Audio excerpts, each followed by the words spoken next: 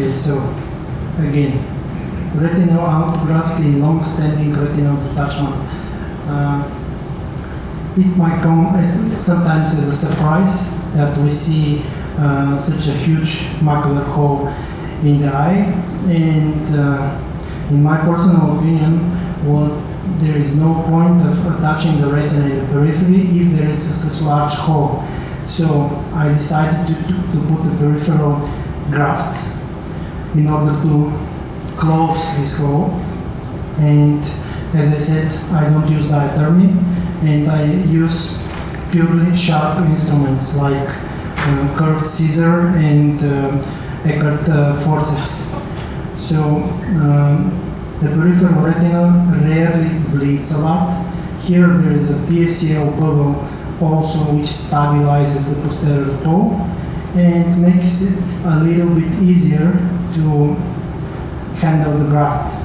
Because the hole is really big, I harvest a good amount of peripheral retina in order to be able to cover it. Before covering such hole, it's mandatory, in my opinion, to remove the ILM, because in that way we can be sure that there will be a contact between the Muller cells and the graft that we're going to place over them. So we know the Muller cells are the architects of the retina, and one of the hypotheses is how exactly the autograft is working is that the Muller cells are the ones who reintegrate the graft in the macular region.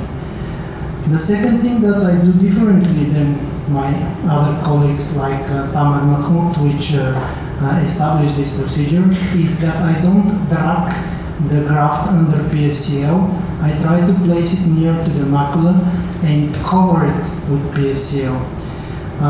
The graft is really mobile and it's really easy to lose it in the eye. So this is the most critical moment during the surgery, when you stabilize the graft with PFCL and you need to remove your forceps, because the graft sticks to the branches of the forceps. So it's really sticky.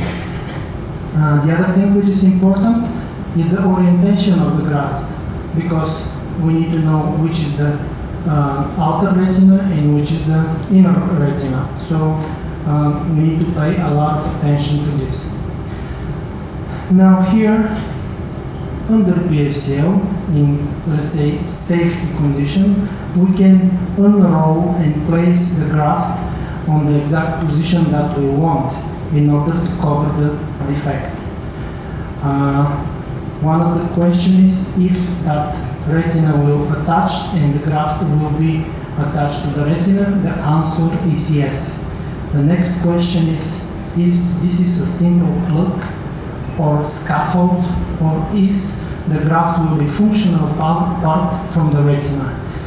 The answers will come later, but they are surprising. All the years that we study medicine, we were taught that neural tissue doesn't regenerate or doesn't return to normal function once it is amputated. We can think about the large macular hole as amputated tissue from the retina. And this graft procedure starts to reshape the paradigms about the neural tissue remodulation and refunctioning. So here I carefully stretch and place the graft over the macula. And later on, we still continue to adjust the best possible position according to our opinion. Then in the periphery, we treat the harvest place as a regular one, so as an upper break. That is why normally I harvest the graft from the upper part of the periphery, because we know that the tamponates in that area are most efficient. Some of the colleagues are using harvesting places as the lower part of the retina where normally the tamponades are not good. What I use for tamponade here is not gas. I use PFCL and then direct PFCL silicone exchange, and I use heavy silicone, Oxam HD. I mean heavier than water. What is the idea? If you have a heavier than water silicone, it will push the graft over the retina and will provide a sufficient tamponade for a possible reintegration.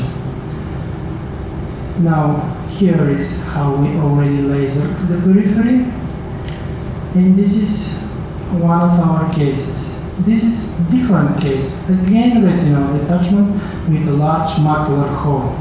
Here the hole is a little bit smaller, and again with a scissor I excise a peripheral retina. You can say that it is long-standing because the thickness of the retina, it is thick and rigid, so it is really a long-standing one. Now you will see the macular hole. The peeling is already done here, and this is the, as I said, the most tricky part, to keep the graft in place and simultaneously to cover it with PFCL. These are all heads-up procedures done on Ingenuity, and surprisingly it's easier than to be connected to the oculars because the orientation of your movements are more natural, especially with hands. Now here we can see the PFCL logo covering the graft, and this was fairly easy positioning of the graft.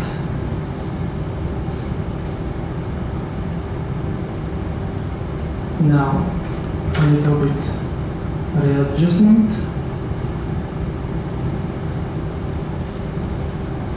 and again direct PFCL silicone exchange. It is time consuming, but this is how I do it.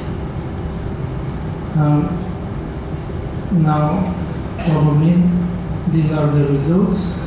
This is my first patient. It was not retinal detachment, but really large macular hole, and you can see the ANFAS imaging, which shows a huge hole, and this is the result after retinal autograft. And we already have a follow-up of this patient from 2017, and the vision, the function still is around 0.5, which is remarkable. Here is the evolution month by month. The lower image is the follow-up image. The upper image is the end one. So the graft experienced a remodulation and sort of disappearing in some parts. There is also an inflammatory response here. You can see the Bruch membrane and RPE rip that we have here.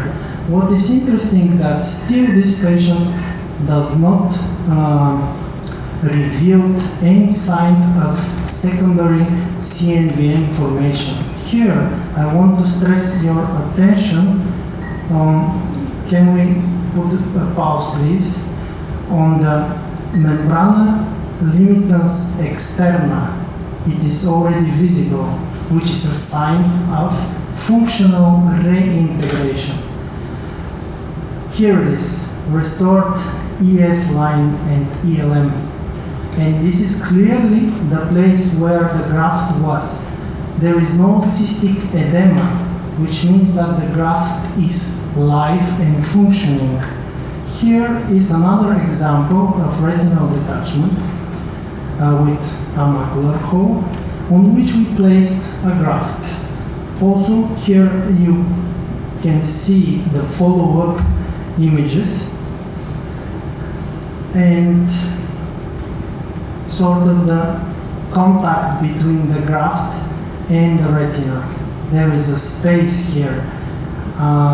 Here, this is an unfast imaging where the graft is clearly visible under the silicone tamponade here. And this is, the silicone is already removed.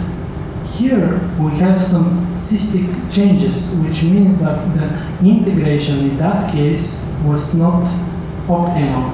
Still, we have the graft covering the whole, and this condition was stable during the years. Here is a post-traumatic macular hole. Scary image is the lower one, and the upper one is after the graft. There are another images coming. Here the graft was smaller than the hole, and still the graft is attached to the RPE, which means that the RPE pump can interact with the structures of the graft. So again, there is a functional integration. This happens also. Not every case is meant to be a success, but we learned that the graft can be reintegrated as long as there is a contact with the RPE. Here it is. Thank you. Thank you. I would like to ask you, how are you doing the exchange heavy silicone oil PFCL?